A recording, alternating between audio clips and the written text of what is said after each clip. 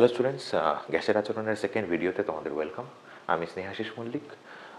এই যে ভিডিওটি কিন্তু ফার্স্ট ভিডিওটি দেখার পরেই দেখবে। যদি প্রথম ভিডিওটি তোমাদের না দেখা হয়ে থাকে তাহলে সেক্ষেত্রে এই ভিডিওটি দেখে বিশেষ কোনো লাভ কিন্তু হবে না। আচ্ছা, আজকের টপিক আমরা আগের দিন শেষ করেছিলাম হচ্ছে চার্লসের সূত্রতে। তো চার্লসের সূত্র শেষ হওয়ার পর আজকে শুরু হবে বয়েল চার্লসের সূত্রের সমন্বিত রূপ থেকে। বয়েল চার্লসের সূত্রের সমন্বিত রূপ বলতে আমরা কী বুঝি? প্রথমত বয়েল সূত্র থেকে পাই ভি ভ্যারিজেস 1/p, অর্থাৎ কোনো গ্যাসের আয়তন তার চাপের ব্যস্তানুপাতিক। এটা আমরা জানি কখন, যখন গ্যাসের ভর এবং উষ্ণতা এই দুটো স্থির থাকবে। গ্যাসের ভর আর উষ্ণতা স্থির থাকলে গ্যাসের আয়তন তার চাপের ব্যস্তানুপাতিক। আমরা চার্লসের সূত্রের বিকল্প রূপ থেকে আরেকটা জিনিস পেয়েছি, সেটা হচ্ছে ভি ভ্যারিজেস টি, অর্থাৎ কোনো গ্যাসের আয়তন তার পরম উষ্ণতার সমানুপাতিক। কখন হবে এটা?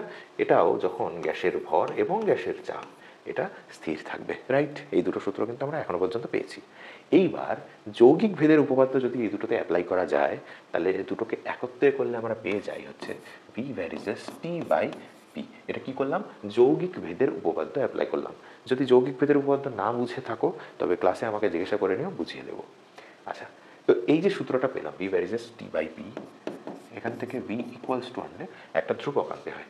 এই যে ভ্যারিজেস চিহ্নটা তুলে দিলে একটা ধ্রুবক আনতে হয়। তাহলে এখানে কে আনলাম, তাহলে কে টি বাই পি। এখান থেকে পিভি ইকুয়ালস টু আসলো কে টি।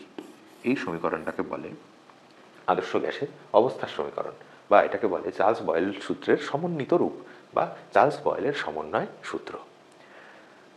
সাধারণত এখান থেকে তেমন প্রশ্ন আসে না। এখান থেকে প্রশ্ন শর্ট কোশ্চেন কী আসবে? প্রথম শর্ট কোশ্চেন আসবে যে চার্লস বয়েলের সমন্বয় সূত্রের ধ্রুবক রাশি কী কী। দেখো, এক ঝলকে দেখে বলে দিতে পারবো। বয়েল সূত্রের ধ্রুবক রাশি ছিল এম আর টি, অর্থাৎ গ্যাসের ভর আর গ্যাসের উষ্ণতা। চার্লসের সূত্রের ধ্রুবক রাশি ছিল গ্যাসের ভর আর গ্যাসের চাপ, রাইট? এই দুটোর মধ্যেই কিন্তু কমন ধ্রুবক রাশি ছিল এম, অর্থাৎ গ্যাসের ভর। বাকি দুটিতে কিন্তু চেঞ্জ হয়েছে। এর ক্ষেত্রে চলরাশি ছিল ভিপি আর ধ্রুবক ছিল টি। এর ক্ষেত্রে চলরাশি ভি অ্যান্ড টি আর ধ্রুবক রাশি ছিল হচ্ছে পি, কিন্তু দুই ক্ষেত্রেই কিন্তু ধ্রুবক রাশি এম ছিল। তাই যদি বলা হয় চার্লস বয়েলের সমন্বয় সূত্রে ধ্রুবক রাশি কোনটি, তাহলে বলবো গ্যাসের ভর। তাহলে গ্যাসের ভর ব্র্যাকেটে এম, এটা হচ্ছে চার্লস আর বয়েলের সমন্বয় সূত্রে ধ্রুবক রাশি। এখান থেকে মেন এই কোশ্চেনটা আসবে। আর কি আসবে? এই সমন্বয় সূত্র দিয়ে গ্যাসের বিভিন্ন অঙ্ক করতে দেওয়া হয়। কেমন? ধরো এই সূত্রটা থেকেই আমরা পাই, তাহলে পিভি ইকুয়ালস টু যদি কেটি হয়, এখান থেকে দেখো PV by T equals to K, অর্থাৎ কোনো একটা গ্যাসের চাপ এবং আয়তনের গুণফলকে তার পরম উষ্ণতা দিয়ে ভাগ করলে ধ্রুবক পাওয়া যায়, রাইট? এটাই যদি হয় তাহলে ঠিক মনে করে দেখো, আমরা যখন পিভি ইকুয়ালস টু কে পেয়েছিলাম তখন আমরা কী সূত্র বানিয়েছিলাম? P one equals to পি2 equals to পি3 এরকম করে চলতে থাকবে। তাহলে ঠিক এই জিনিসটা দিয়েও সেম সূত্র বানানো যায়। P1 by T1 equals to P2 by T2। এটাও বয়েল চার্লস সূত্রের সমন্বয় রূপ বলতে পারো একটা।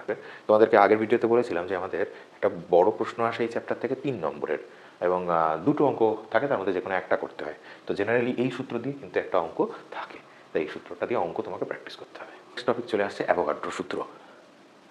অ্যাভোগাড্রো সূত্র কি বলছে? বলছে সমচাপ ও সম উষ্ণতায় সম আয়তন সকল প্রকার গ্যাসের সমসংখ্যক অণু থাকে। ধরো আমার কাছে এরকম একটা পাত্র আছে যেটাকে সমান দুভাগে ভাগ করলাম, ঠিক আছে? তাহলে দুটো পাত্রেরই আয়তন ধরে নিলাম ভি আর ভি, দুটো পাত্রেরই যেহেতু আয়তন সমান। আচ্ছা, এর মধ্যে তাহলে সম আয়তন হয়ে গেল।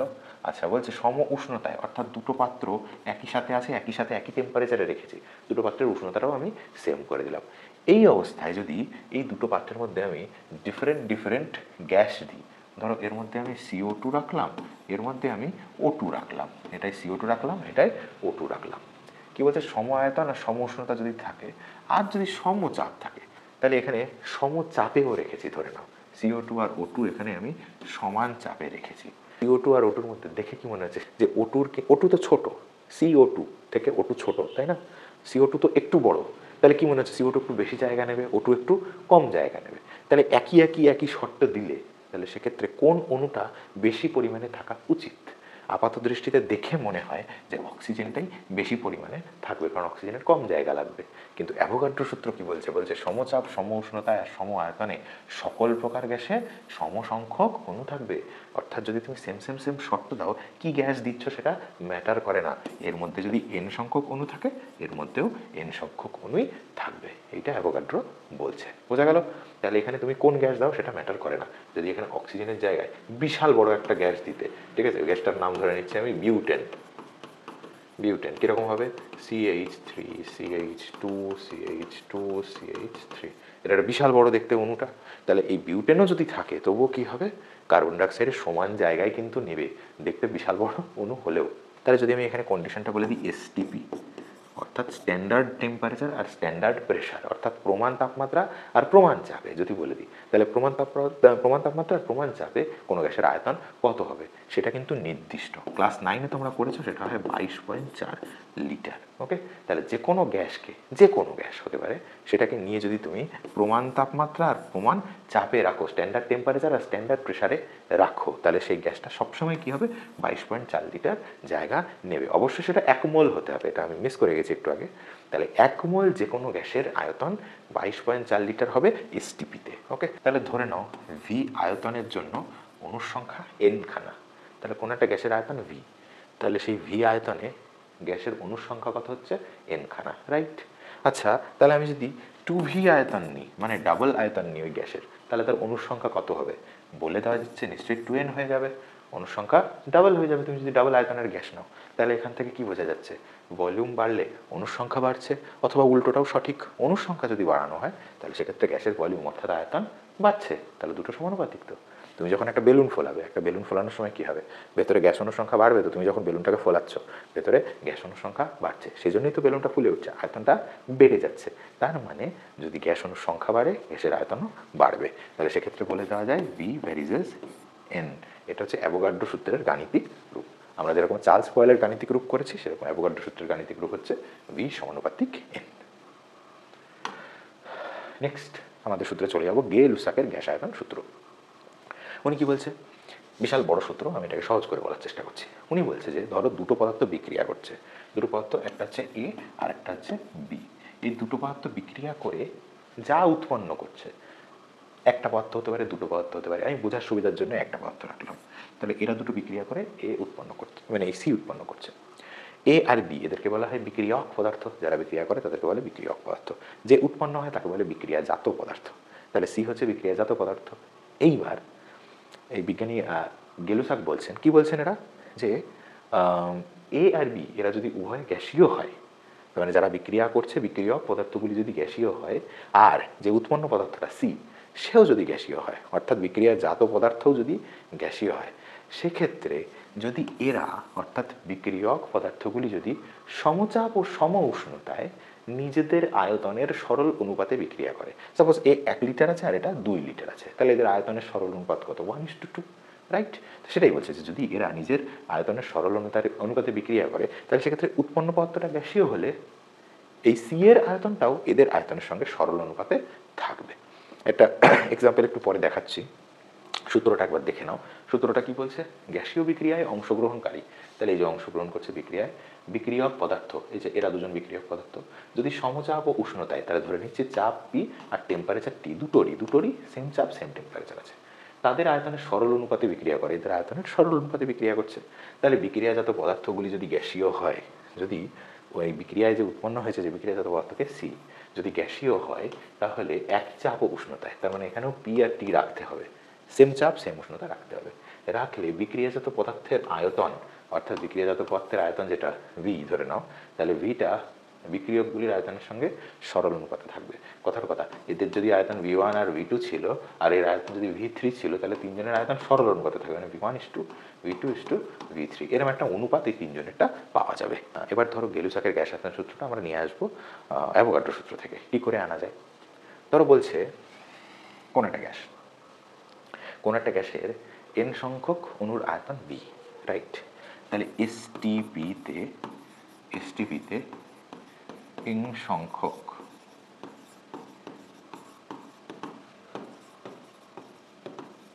অণুর আয়তন V ধরে নাও। তাহলে n সংখ্যক অণুর আয়তন V, মানে n সংখ্যক অণু দেওয়ার জন্য গ্যাসের আয়তন হয়েছে V। তাহলে একটা অণুর আয়তন কত, V/n হবে না, V/n হচ্ছে তাহলে একটা অণুর আয়তন। আচ্ছা, এমতি রেখে দিলাম, একটি অণুর আয়তন মনে রাখবে V/n। এবার আমি ধরো একটা বিক্রিয়া লিখছি, ধরো A + B থেকে উৎপন্ন হয়েছে C, A লেগেছে X, B লেগেছে Y, সি লেগেছে জেড খানা, ঠিক আছে, সি উৎপন্ন হয়েছে জেডটা। এবার তাহলে এক্স সংখ্যক অণুর আয়তন কত হবে ভাবো, একটি অণুর আয়তন ভি বাই এন, তাহলে এক্স সংখ্যক অণুর আয়তন কী হবে, X into V by N, মানে basically X V by N একবারে লিখে দিই। সেমভাবে ওয়াই সংখ্যক অণুর আয়তন কত হবে, Y V by N, Z সংখ্যক অণুর আয়তন কী হবে, Z V by N, right. তাহলে আমি এক্স সংখ্যক অণুর আয়তন পেলাম, ওয়াই সংখ্যক অণুর আয়তন পেলাম, জেড সংখ্যক অণুর আয়তন পেলাম, এরা সবাই কি এসটিপিতে আছে। আমি সেম টেম্পারেচার অ্যান্ড প্রেশার বোঝানোর জন্য এসটিপি বলে দিয়েছি, একই ব্যাপার। এবার তাহলে এদের যে আয়তনগুলো পেলাম আমি, এদের আয়তনগুলোর অনুপাত করলে কি হচ্ছে, এই আয়তনগুলো যদি অনুপাত করি তাহলে দেখো এখান থেকে V by N, V by N, V by N কেটে গিয়ে কী পড়ে থাকছে, X is to Y is to Z পড়ে থাকছে। তার মানে কি, এটা একটা সরল অনুপাত পড়ে থাকছে। এটাই তো বলেছিল যে এরা পরস্পর সরল অনুপাতে থাকবে। তাহলে এক্স ওয়াই জেড, নিশ্চয়ই আমরা যখন কোনো বিক্রিয়া করি এই সমস্ত জায়গায় আমরা ভগ্নাংশ লিখি না, আমরা এখানে কি পূর্ণ সংখ্যা লিখিত, তাহলে আলটিমেটলি যে উত্তরটা আসবে সেটা একটা সরল অনুপাত আসবে। এটাই হচ্ছে আমাদের গেলুসাকের গ্যাস আয়তন সূত্র। যদি কারোর কাছে কঠিন মনে হয় 2বার 4বার পড়ো, একটু লিখে লিখে প্র্যাকটিস করো, এই জিনিসটা আশা করি ক্লিয়ার হয়ে যাবে। নেক্সট টপিক হচ্ছে শুষ্ক বায়ু আর আর্দ্র বায়ুর মধ্যে কোনটা বেশি ভারী। আচ্ছা, আমি সমান আকারের দুটো পাত্র নিয়ে নিয়েছি, এই পাত্র দুটোর চাপ, আয়তন, তাপমাত্রা সব সেম, ঠিক আছে। এর মধ্যে শুধু রয়েছে এয়ার আর এর মধ্যে রয়েছে এয়ার প্লাস পেপার, মানে জলীয় বাষ্প আর বাতাস দুটোই রয়েছে, ঠিক আছে। এইবার যখন এই রকম থাকবে তখন আমাদের স্বাভাবিকভাবেই মনে হয় যে এখানে তো শুধু বায়ু আছে, এখানে শুধু বায়ু আছে আর এই জায়গাটার মধ্যে বায়ুর সাথে প্লাস জলীয় বাষ্প আছে, তাহলে হিসেব মতো এটা ভারী হওয়া উচিত। এবার তোমার মনে হচ্ছে যেহেতু স্যার বলছে এটা ভারী হওয়া উচিত, তাহলে নিশ্চয়ই এটা ভারী না, রাইট, এটা ভারী না, এটা বেশি হালকা। দেখো এয়ারের মধ্যে জলীয় বাষ্প যাওয়ার জন্য এটা হালকা হয়ে গেল, কিভাবে সম্ভব হলো সেটা একটু দেখি। আচ্ছা, এয়ারের গড় ভর কত, মানে গড় মোলার ভর কত সেটা আমরা বার করব। বায়ুর মধ্যে মোটামুটি ধরে নাও 75% নাইট্রোজেন থাকে, 75% থাকে না, তার বেশি থাকে, 77-78% থাকে। আমরা একটা গড় হিসেব করছি, 75% নাইট্রোজেন আর ধরে নাও 25% অক্সিজেন থাকে, আর অনেক কিছু থাকে, 25% অক্সিজেন থাকে না, 20-21-এর মধ্যে থাকে, কিন্তু আমরা কী করছি গড় হিসেবের জন্য এটা ধরে নিচ্ছি যাতে সুবিধা হয়। আচ্ছা, তার মানে 75% নাইট্রোজেন মানে 3 ভাগ নাইট্রোজেন থাকে আর 1 ভাগ অক্সিজেন থাকে, তাই তো। 75% মানে 100%-এর 3 ভাগ আছে নাইট্রোজেন, আর 25% মানে 1 ভাগ আছে অক্সিজেন, রাইট। তার মানে প্রত্যেক 4টে অণুর মধ্যে 3টে অণু নাইট্রোজেনের থাকে আর একটা অণু অক্সিজেনের থাকে। নাইট্রোজেনের ওয়েট কত, নাইট্রোজেনের মলিকুলার ওয়েট যদি বলো বা মোলার ভর যদি বলো তাহলে হয়ে যাবে 28 গ্রাম পার মোল, ঠিক আছে। তাহলে নাইট্রোজেনের মোলার ভর 28 গ্রাম পার মোল, অক্সিজেনের মোলার ভর হয়ে যাবে 32 গ্রাম পার মোল, ঠিক আছে। তাহলে যদি বায়ুর গড় মোলার ভর বার করি আমাকে, তাহলে এটার গড় করলেই হয়ে যাচ্ছে। তাহলে 3 × 28 করছি এখানে, প্লাস 1 × 32 করছি, রাইট। তাহলে বায়ুর মধ্যে যদি টোটাল 4টে অণু থাকে, আমি ধরে নিলাম আমি বায়ু থেকে বেছে বেছে 4টে অণু নিয়েছি, সেই 4টে অণুর মধ্যে 3টে থাকবে নাইট্রোজেন আর একটা থাকবে অক্সিজেন। তাহলে 3 দিয়ে 28কে গুণ করেছি আর 1 দিয়ে 32কে গুণ করেছি, টোটাল কটা অণু, 4টে, তাহলে 4 দিয়ে ভাগ করে দিলেই গড় হয়ে যাবে, রাইট। এই গড়টা করার পর তোমরা যদি নিজের খাতায় ক্যালকুলেশন করো, অবশ্যই করতে হবে এটা, তুমি মুখস্থ এটা কিন্তু যদি খাতায় পরীক্ষার খাতায় লিখে দাও তবে কিন্তু তোমাকে নাম্বার দেওয়া হবে না, তাই ক্যালকুলেশনটা করবে, করে দেখবে অ্যান্সার আসছে 28.8। তাহলে বায়ুর গড় মোলার ভর কত আসছে, 28.8 গ্রাম পার মোল, রাইট। এইবার দেখি জলীয় বাষ্প অর্থাৎ জলের মোলার ভর কত, জলীয় বাষ্প মানে H2O। আচ্ছা, এর যদি মোলার ভর বার করো তাহলে দেখা যাবে হবে 18 গ্রাম পার মোল, রাইট। এবার যখন জলীয় বাষ্প কোনো একটা কন্টেনারের মধ্যে প্রবেশ করবে, ভালো করে খেয়াল করে দেখো, আমরা কি বলেছি সমচাপ উষ্ণতায়, ধরো এখানে চাপ আয়তন উষ্ণতা পিভিটি, এখানেও চাপ আয়তন উষ্ণতা পিভিটি আছে, রাইট। সমচাপ ও সম উষ্ণতায় সম আয়তন সকল প্রকার গ্যাসে সমসংখ্যক অণু থাকে, তাহলে এই পাত্রেও যদি n সংখ্যক অণু থাকে এই পাত্রেও কিন্তু n সংখ্যকই অণু থাকতে পারবে, তার বেশি থাকতে পারবে না। তাহলে এখানে যদি কিছু পরিমাণ জলীয় বাষ্প থাকে তার মানে কি, নিশ্চয়ই কিছু পরিমাণ এয়ার অর্থাৎ বায়ু কম আছে। তুমি যখন এখানে জলীয় বাষ্প প্রবেশ করাবে তখন কিছু পরিমাণ এয়ার তো নিশ্চয়ই বেরিয়ে যাবে, তাহলে জলীয় বাষ্পের মধ্যে ধরবে কী করে। তাহলে জলীয় বাষ্প পূর্ণ বায়ু অর্থাৎ কিছু সেখানে বায়ু অ্যাকচুয়ালি বেরিয়ে যেতে হবে, নাহলে n সংখ্যক অণুই যেহেতু ধরবে নির্দিষ্ট সংখ্যক হতে হবে। তাহলে এখানে কি হচ্ছে খেয়াল করো, তাহলে বায়ুর গড় ভর কত হচ্ছে 28.8 গ্রাম পার মোল, এখানে যখনই ভেপারের জন্য 18 গ্রাম পার মোল অর্থাৎ কম, এই কম জিনিসটা যখন এর মধ্যে প্রবেশ করবে তখন বায়ু যে বেরিয়ে যাচ্ছে, যে এয়ার জিনিসটা তো বেরিয়ে যাচ্ছে কিছুটা হলেও, সেই এয়ারটা তো 28.8 হচ্ছে, তাহলে ভাবো একটা হালকা জিনিস ঢুকছে আর একটা ভারী জিনিস বেরিয়ে যাচ্ছে, তাহলে সেক্ষেত্রে এই জিনিসটা আস্তে আস্তে কী হয়ে যাবে, হালকা হয়ে যাবে, সিম্পল। এর জন্য আর্দ্র বায়ু হালকা। তাহলে আর্দ্র বায়ু হালকা আর শুষ্ক বায়ু ভারী। তাহলে আমাদের প্রশ্ন ছিল শুষ্ক বায়ু নাকি আর্দ্র বায়ু ভারী। তাহলে কে ভারী, অ্যান্সারটা কমেন্টে লিখে জানাও।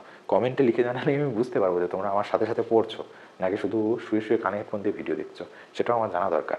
তাই কমেন্টগুলো দেখলে আমি বুঝতে পারবো যে ভিডিওটা খাতা বই পেন নিয়ে তোমরা পড়াশোনা করছো। আচ্ছা, আশা করি এই টপিকটা বোঝা গেছে। আমাদের নেক্সট টপিক হচ্ছে বয়েল চার্লস আর অ্যাভোগাড্রো সূত্রের সমন্বয়ে আদর্শ গ্যাস সমীকরণ। আচ্ছা, বারবার বলা হয়ে গেছে V varies 1/p, V varies as T আর ভি ভ্যারিজেস এন। আমরা এই সূত্রগুলো এর আগে পেয়েছি। কখন ভি ভ্যারিজেস 1/p হয়, যখন এম এবং টি স্থির থাকে, যখন এক্ষেত্রে এম এবং পি স্থির থাকে। আর ভি ভ্যারিজেস এন কখন হয়, যখন এখানে পি আর টি স্থির থাকে, অর্থাৎ চাপ আর উষ্ণতা স্থির থাকে। যদি এগুলো হয় তাহলে সেক্ষেত্রে বয়েল সূত্র, চার্লস সূত্র আর অ্যাভোগাড্রো সূত্রটা পাওয়া যায়। আমরা একটু আগে বয়েল আর চার্লসের সূত্রের সমন্বয় করেছিলাম, অর্থাৎ ভি ভ্যারিজেস 1/p আর ভি ভ্যারিজেস টি, এই দুটোকে সমন্বয় করেছিলাম। তখন কিন্তু অ্যাভোগাড্রো সূত্রটা শিখিনি। এবার অ্যাভোগাড্রো সূত্র শিখে নিয়েছি, তাহলে দেখতে পাচ্ছি গ্যাসের আয়তন যেমন চাপের উপর নির্ভর করে, যেমন উষ্ণতার উপর নির্ভর করে, আবার অনুসংখ্যার উপরেও নির্ভর করে। তাহলে এখন তিনটেকে যদি কম্বাইন করে দিই, তাহলে যৌগিক ভেদের সূত্র থেকে কী পাই দেখো, ভি ভ্যারিজেস, দেখো এন উপরে আছে, টি উপরে আছে, পিটা নিচে আছে, তাহলে এন টি বাই পি। পিটা নিচে ছিল, ব্যস্তানুপাতিক ছিল তাই নিচে, বাকিগুলো সমানুপাতিক ছিল তাই ওপরে। এটা হয়ে গেল আমাদের বয়েল চার্লস অ্যাভোগাড্রো সূত্রের একসাথে সমন্বয়। তাহলে ভি ইকুয়ালস টু, এখানে একটা ধ্রুবক আসবে, হিসেব মতো আমাদের কি আসে, একটা কে ধ্রুবক আসে। আমরা এই জায়গায় আর ধ্রুবক নেব, চলে আসলো N R T by P. এই যে আরটা লিখলাম, এই আরটাকে বলা হচ্ছে মোলার গ্যাস ধ্রুবক।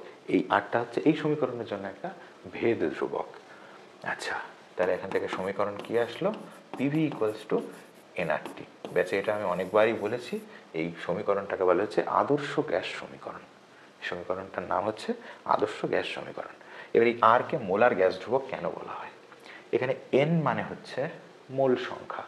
তাহলে যদি আমরা 1 মোল গ্যাসের ক্ষেত্রে করি, যখন এন ইকুয়ালস টু 1, তাহলে তখন পিভি ইকুয়ালস টু কী হয়ে যায়, আরটি হয়ে যায়, রাইট।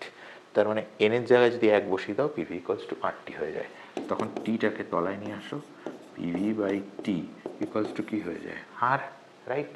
তাহলে তুমি যে গ্যাসই নাও না কেন, সেই গ্যাসের চাপ, আয়তন আর উষ্ণতার যে অনুপাত 1 মোল গ্যাসের ক্ষেত্রে, সেটাকেই বলা হয় মোলার গ্যাস ধ্রুবক, তাই তো। তার মানে তুমি যে গ্যাসই নাও না কেন, সেই গ্যাসের চাপ, আয়তন আর উষ্ণতার উপরে মোলার গ্যাস ধ্রুবকের মান নির্ভর করছে, গ্যাসের প্রকৃতির উপর নির্ভর করছে না। তুমি চাই কার্বন ডাইঅক্সাইড নাও, চাই অক্সিজেন নাও, চাই নাইট্রোজেন নাও, যাই নাও না কেন, সেক্ষেত্রে এই তিনটে কন্ডিশনের উপর নির্ভর করে কিন্তু আরটা তৈরি হচ্ছে। তো দ্যাটস ওয়াই আমরা এটাকে বলবো সার্বজনীন গ্যাস ধ্রুবক। মোলার গ্যাস ধ্রুবক তো বলবোই, তার সাথে বলবো সার্বজনীন গ্যাস ধ্রুবক। কেন? বিকজ সব গ্যাসের ক্ষেত্রে আর এর একটাই মান প্রযোজ্য। আর এর মান গ্যাসের উপরে নির্ভর করে চেঞ্জ হয় না, চেঞ্জ হয় এই পিভিটি যদি চেঞ্জ হয়, তবে সেক্ষেত্রে আর এর মানটা চেঞ্জ হবে। তো আমরা কি করব, পিভিটিকে যদি আমরা এসটিপিতে নিয়ে নিই, রাইট, এসটিপিতে নিয়ে নিলে আর এর একটা নির্দিষ্ট মান পেয়ে যাব। সেই মানটা কত, মানটা হয়ে যায় 8.31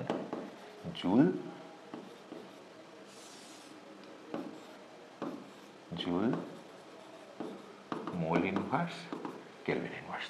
এটা হচ্ছে আমাদের আর এর মান। সব গ্যাসের ক্ষেত্রেই এই মানটা প্রযোজ্য। আরও আছে, জুলের জায়গায় যদি আর্গ করে দিই তাহলে হয়ে যাবে 8.31 ইন্টু 10⁷ জুলের জায়গায় আর্গ করেছি, erg mole inverse kelvin inverse. এটা হয়ে গেল সিজিএসে আর এর মান। আর আরেকটা এককেও হয়, সেটা হচ্ছে 0.082 ইন্টু 0. আরেকটাও হয় 0.082 litre atmosphere mole inverse kelvin inverse. ঠিক আছে, এগুলো হচ্ছে সবকটা আর এর মান। তাহলে আদর্শ গ্যাস সমীকরণ হয়ে গেল। নেক্সট আমরা করবো হচ্ছে আদর্শ গ্যাস সমীকরণের বিভিন্ন রূপ। আদর্শ গ্যাস সমীকরণের দুটো রূপ মোটামুটি আমাদের জানলে চলে যাবে। প্রথমত এটা তো আমরা জানি পিভি ইকুয়ালস টু এনআরটি। এবার বিষয়টা আছে, এন তো মোল বলেছিলাম, এন মানে হয় হচ্ছে ডাব্লু বাই এম, যেখানে ডাব্লু হচ্ছে গ্যাসের ভর, ডাব্লু হচ্ছে গ্যাসের ভর, আর এম হচ্ছে গ্যাসের মোলার ভর।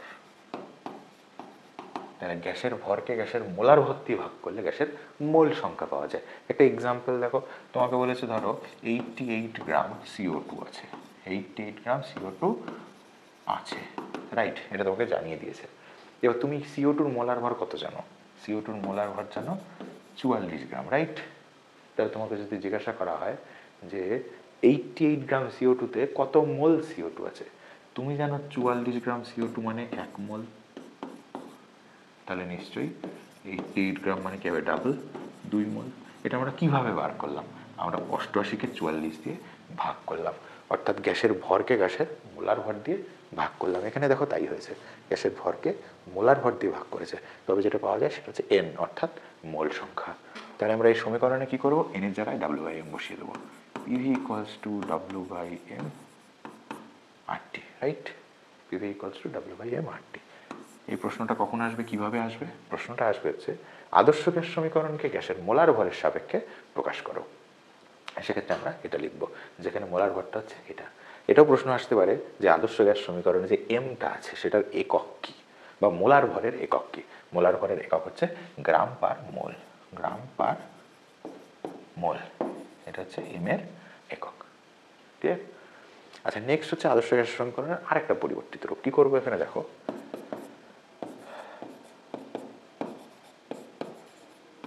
এটা লিখলাম আরেকবার। কি করব? এমটাকে এখানে নেবো, ভিটাকে এখানে নেবো। তাহলে PM = W/V RT, এটা করলাম। ডাব্লিউটা কি বললাম এইমাত্র? গ্যাসের ভর। আচ্ছা, ভিটা কি বললাম এইমাত্র? গ্যাসের আয়তন। তাহলে ভর বাই আয়তনকে কি বলে? কমেন্ট করে জানাও, ভর বাই আয়তনকে কি বলে? গ্যাসের ঘনত্ব। তাহলে ঘনত্ব, তাহলে PM = DRT। ভর বাই আয়তনের জায়গায় যদি ঘনত্ব লিখে দিই, আরেকটা সমীকরণ পেয়ে যাই, সেটাতে PM = DRT। এটা হচ্ছে আদর্শ গ্যাস সমীকরণ থেকে পাওয়া আরেকটা রূপ। এবার এই সমীকরণটা থেকে ছোট ছোট প্রশ্ন আসতে পারে, যেরকম খেয়াল করে দেখো। তাহলে গ্যাসের চাপের সাথে গ্যাসের ঘনত্ব সম্পর্কে কি? দুটো সমীকরণের দুপাশে আছে, অর্থাৎ দেখো P বাড়ালে ডিও কিন্তু বাড়বে। তাহলে এখান থেকে বলে দেওয়া যায় P = D, অর্থাৎ গ্যাসের চাপ গ্যাসের ঘনত্বের সমানুপাতিক। এখানে দেখো সমান সমানের এপাশে ডি আছে আর টি আছে, দুটোর গুণফল তার মানে ধ্রুবক। তাহলে এক্ষেত্রে বলা যায় যে D = 1/T, অর্থাৎ গ্যাসের ঘনত্ব আবার উষ্ণতার সাথে ব্যস্তানুপাতিক। হ্যাঁ, যদি ব্যস্তানুপাতিক না বুঝে থাকো আমি আরেকবার দেখিয়ে দিচ্ছি। PM = DRT। তাহলে এখান থেকে যদি T = বার করি, বা ধরো D = বার করি, তাহলে DRT = PM। এখান থেকে দেখো তুমি T = বার করো, D = বার করো, তাহলে কি আসছে? PM/RT, right? যদি তোমাকে PM আর R এই জিনিসটা ধ্রুবক করে দেয়, তাহলে D সমানুপাতিক কি হচ্ছে? 1/T হচ্ছে। সেই জন্য D সমানুপাতিক 1/T, অর্থাৎ উষ্ণতার সাথে ঘনত্ব ব্যস্তানুপাতিক সম্পর্ক। তাহলে আদর্শ গ্যাস সমীকরণ থেকে আমরা দুটো আলাদা রূপ পেলাম। আর এর একক আর মাত্রা নির্ণয় করব। পেয়েছিলাম PV = nRT।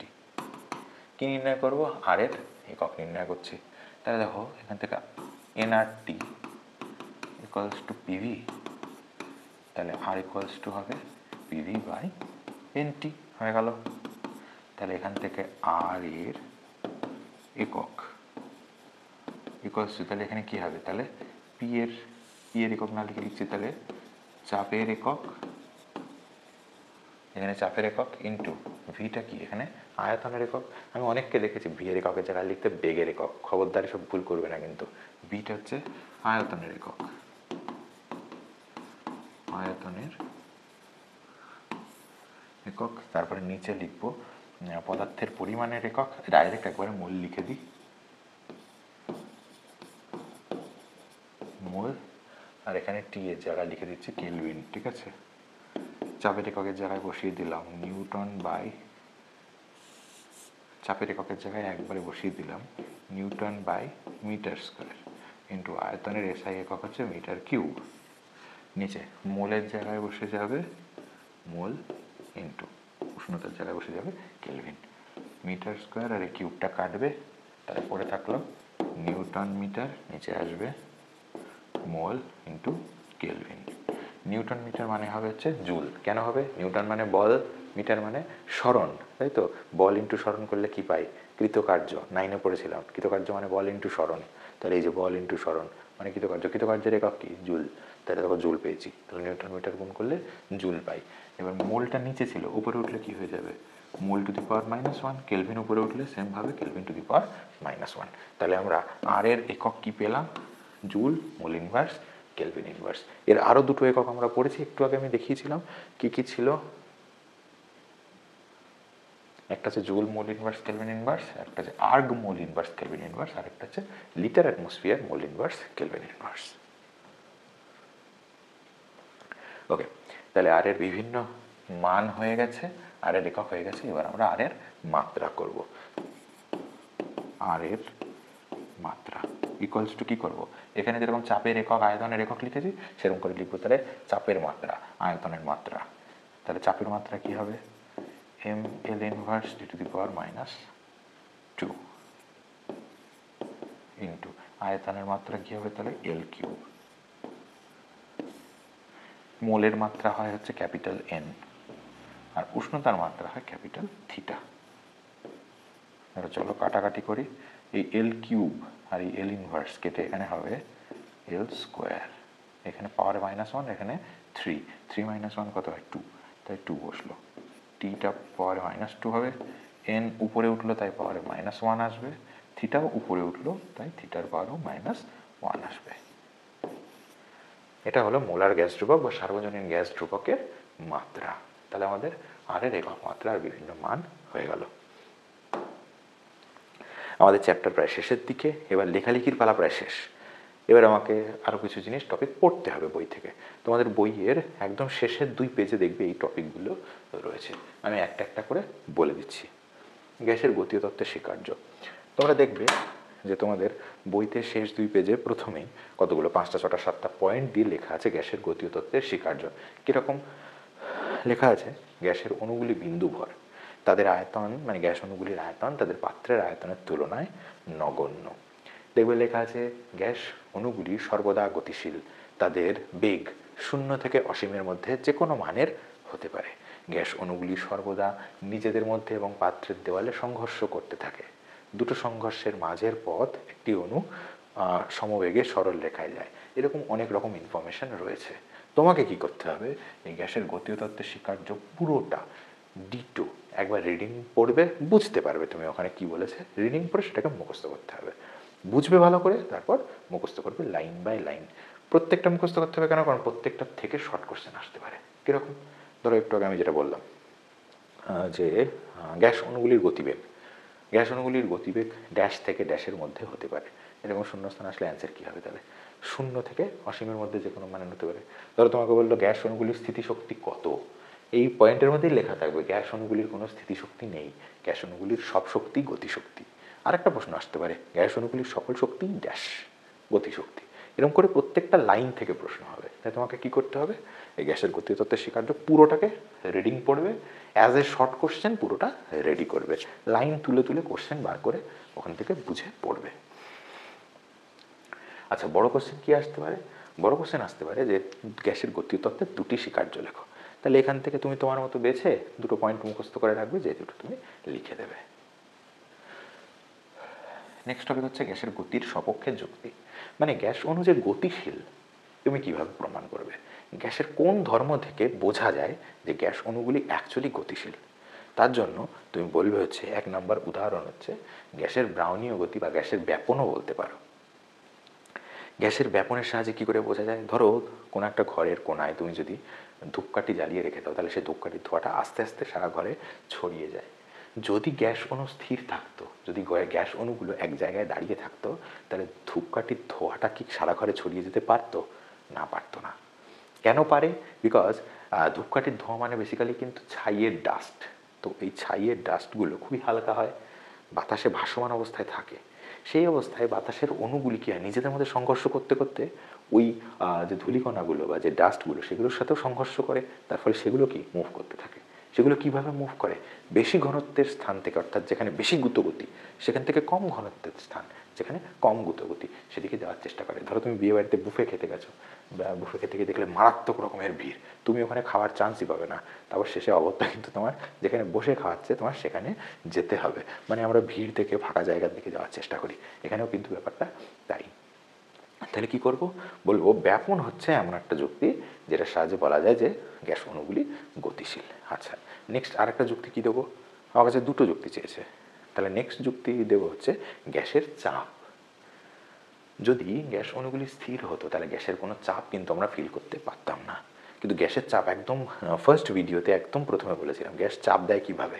গ্যাসের অণুগুলি গতিশীল, তারা নিজেদের মধ্যে ধাক্কাধাক্কি করছে অ্যান্ড পাত্রের দেয়ালে গিয়ে ধাক্কা মারছে। যেহেতু গ্যাস পাত্রের দেয়ালে ধাক্কা দেয় তাই কিন্তু পাত্রের দেওয়ালে গ্যাসের চাপটা ফিল হয়। ধরো আমি যদি দেয়ালে একটা ঘুষি মারি জোরে, তাহলে সেক্ষেত্রে কী হবে? দেয়ালের উপরে একটা বল প্রয়োগ করা হবে, রাইট? তাহলে ঠিক এই রকম করেই দেয়ালে গ্যাস অণুগুলি কি ছিটকে গিয়ে লাগছে, তার ফলে একটা বল অনুভব হচ্ছে, সেই বল থেকেই চাপটা আসছে। তাহলে যদি গ্যাস অণু গতিশীলই না হতো তাহলে দেয়ালে গিয়ে ধাক্কাও মারতো না, আর তবে কী হতো? গ্যাসের চাপও সৃষ্টি হতো না। কিন্তু গ্যাসের চাপ আছে, অর্থাৎ গ্যাস অণুগুলি গতিশীল। তাহলে এই হচ্ছে গ্যাসের গতির সপক্ষে দুটো যুক্তি। নেক্সট বলেছে হচ্ছে গ্যাসের আয়তনের উপর চাপের প্রভাব। গ্যাসের আয়তনের উপর চাপের কী প্রভাব আছে? আমরা বয়েল সূত্রতেই পড়েছি, যদি চাপ বাড়ানো যায় সেক্ষেত্রে তাহলে গ্যাসের আয়তন কমতে থাকে, আর যদি চাপ কমানো যায় তাহলে গ্যাসের আয়তন বাড়তে থাকে। নেক্সট হচ্ছে গ্যাস অণুর বেগ ও চাপের উপর উষ্ণতার প্রভাব। ব্যাপারটা ইন্টারেস্টিং। কীরকম হয় দেখো, যখন আমরা কোনো একটা গ্যাসের উষ্ণতা বাড়াই, আমরা উষ্ণতা বলতে কি বুঝি? গরম হয়ে যাচ্ছে, তাই তো? ফিজিক্সের ক্ষেত্রে যখন আমরা একদম মলিকুলার লেভেলে মানে গ্যাসের আণবিক লেভেলে যখন গিয়ে পর্যবেক্ষণ করছি, তখন উষ্ণতা বলতে বোঝায় গ্যাস অণুর গতিশক্তিকে। অর্থাৎ উষ্ণতা বাড়ানো মানে গ্যাস অণুর গতিশক্তি বেড়ে যাওয়া। আগে যে পরিমাণ গুতগতি করছিল নিজেদের মধ্যে, উষ্ণতা বাড়িয়ে দিয়েছি মানে সেই গুতগতির পরিমাণটা, সংঘর্ষের পরিমাণটা মারাত্মক রকমের বেড়ে গেছে। তাহলে অর্থাৎ আমাকে যদি জিজ্ঞেস করে গ্যাস অণুর গতিশক্তির সঙ্গে উষ্ণতার সম্পর্ক কী, তাহলে বলতে হবে গ্যাস অণুর গতিশক্তি ওই গ্যাসের পরম উষ্ণতার সমানুপাতিক। নোট করে রেখো, গ্যাস অণুর গতিশক্তি পরম উষ্ণতার সমানুপাতিক। আর তাহলে বেগের সাথে কি সম্পর্ক হবে?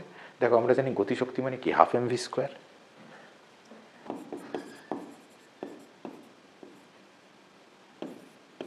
তাহলে গ্যাস অণুর গতিশক্তি বললাম পরম উষ্ণতার সাথে সমানুপাতিক, অর্থাৎ হাফ এমভি স্কোয়ার ভ্যারিজেস টি, তাই তো? তাহলে এখানে হাফ এম গ্যাস অণুর ভর আর হাফ এগুলো তো ধ্রুবক, তাহলে বলা যায় ভি স্কোয়ার ভ্যারিজেস টি, অর্থাৎ গ্যাস অণুর বেগের বর্গ পরম উষ্ণতার সাথে সমানুপাতিক। তাহলে সেমভাবে ভি ভ্যারিজেস রুট টি বলা যেতে পারে, উভয় পাশে রুট করে দিলাম। তাহলে গ্যাস অণুর বেগ পরম উষ্ণতার বর্গমূলের সাথে সমানুপাতিক। ওকে, তাহলে সম্পর্কগুলো কি কি? এক নম্বর হচ্ছে গ্যাস অণুর গতিশক্তি পরম উষ্ণতার সমানুপাতিক, আর গ্যাস অণুর বেগ পরম উষ্ণতার বর্গমূলের সাথে সমানুপাতিক, এটা মনে রাখবে। গ্যাসের চাপের উপর উষ্ণতার কি প্রভাব আছে দেখো, আমরা জানি পিভি ইকুয়ালস টু এনআরটি। তাহলে পিভি ইকুয়ালস টু যদি এনআরটি হয়, এখান থেকে ধরে নাও স্থির আয়তনের গ্যাস আছে, অর্থাৎ নির্দিষ্ট আয়তনের গ্যাস আছে, 1 মোল গ্যাস আছে, এটাও ধ্রুবক আরও ধ্রুবক। তাহলে এই জিনিসগুলো যদি সবকটা ধ্রুবক হয় তাহলে এখান থেকে কি পেয়ে গেলাম? পি ভ্যারিজেস টি, অর্থাৎ কোনো গ্যাসের চাপ তার পরম উষ্ণতার সাথে সমানুপাতিক। সিম্পলি প্রেশার কুকারের কথা ভাবো, যদি তুমি প্রেশার কুকারের উষ্ণতা বাড়িয়ে দাও কিছুক্ষণ পরে সিটিটা উঠে আওয়াজ করে, কেন? কারণ ভেতরে গ্যাসের প্রেশার বেড়ে গেছে।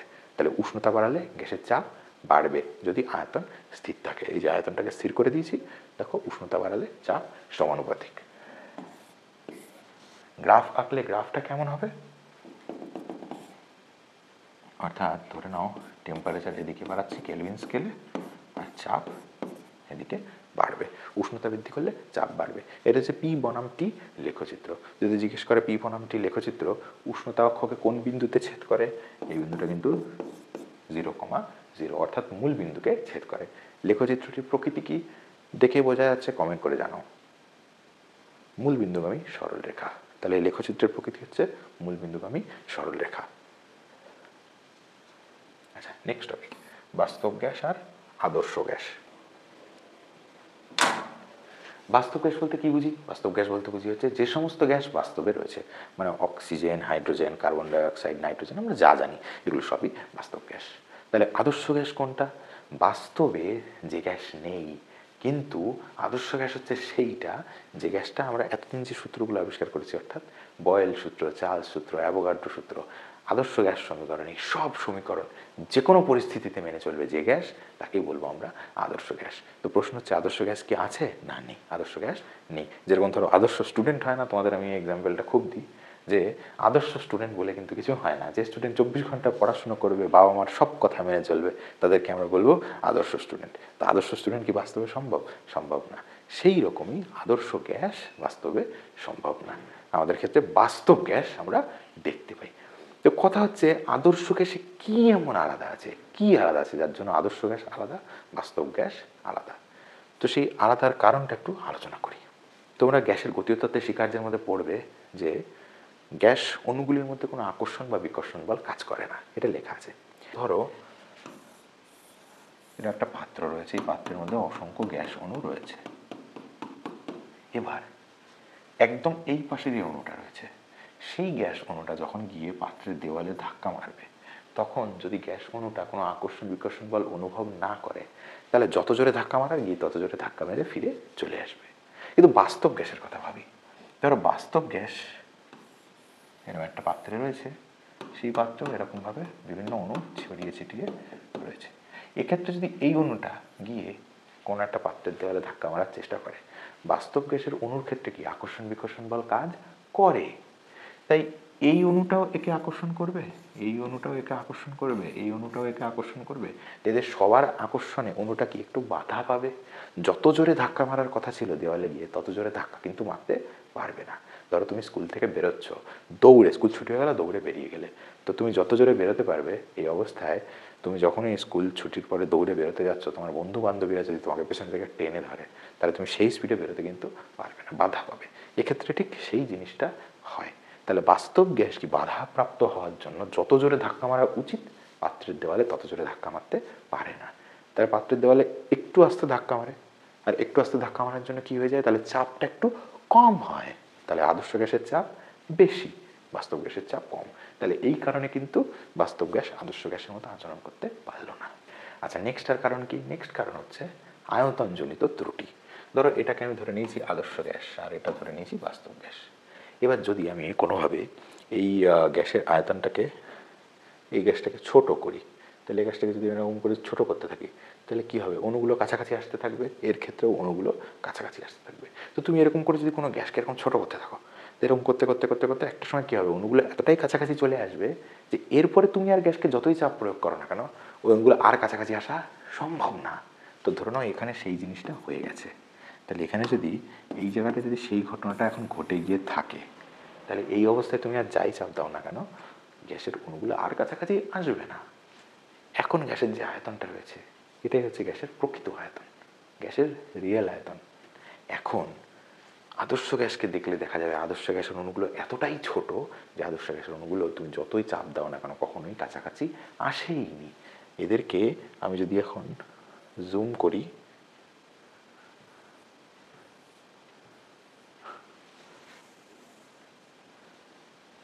জুম করলেও এরা যেরকম দূরে দূরে থাকে, সেরকম যদি আমি একসাথে এদেরকে চাপ দিয়ে নিয়ে আসি এক জায়গায়, তবুও এরা পরস্পর থেকে কিন্তু দূরে দূরেই থাকবে। এদেরকে তুমি যতই চাপ দাও না কেন কখনোই কাছাকাছি আনা সম্ভব নয়।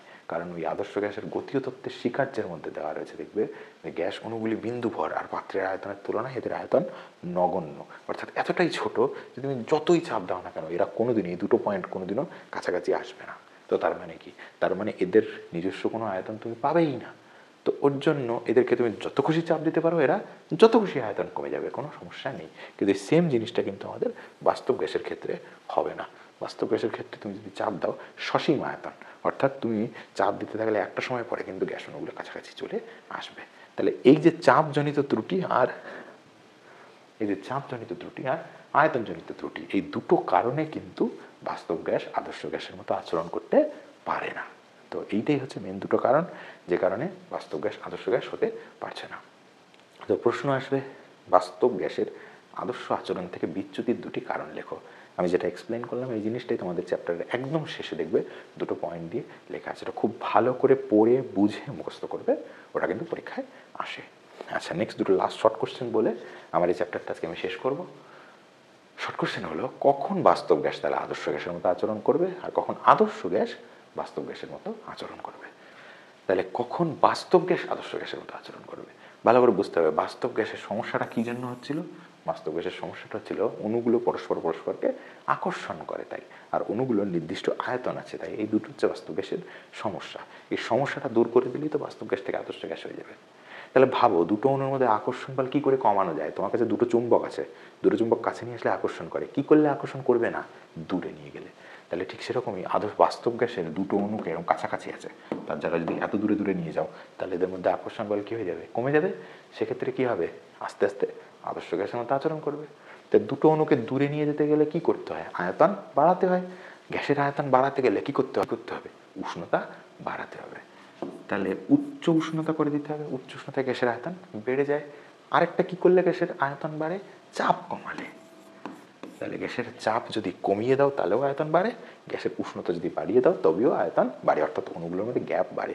তাহলে অণুগুলোর মধ্যে গ্যাপ বাড়লে বাস্তব গ্যাস থেকে আস্তে আস্তে কী হয়ে যাবে? আদর্শ গ্যাস হয়ে যাবে। তাহলে বলতে পারি বাস্তব গ্যাস কখন আদর্শ গ্যাসের মতো আচরণ করে?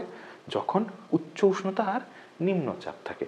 তাহলে উচ্চ উষ্ণতা আর নিম্নচাপে বাস্তব গ্যাস আদর্শ গ্যাসের মতো আচরণ করে। তাহলে নেক্সট প্রশ্ন, কখন আদর্শ গ্যাস বাস্তব গ্যাসের মতো আচরণ করবে? নিজের বুদ্ধি থেকে বলো, কমেন্টে জানাও। অবশ্যই এর উল্টো শর্ত, তার মানে এখানে ছিল নিম্নচাপ উচ্চ উষ্ণতা, তাহলে এখানে কি হবে? নিম্ন উষ্ণতা আর উচ্চচাপ। নিম্ন উষ্ণতা উচ্চচাপে আদর্শ গ্যাস বাস্তব গ্যাসের মতো আচরণ করে। তো এই দিয়ে আজকে আমার চ্যাপ্টার শেষ করে দিলাম। ওকে, তো ভালো করে পড়ো, মাধ্যমিকে আমাদের অনেক ভালো রেজাল্ট করতে হবে। সবাইকে গুড নাইট।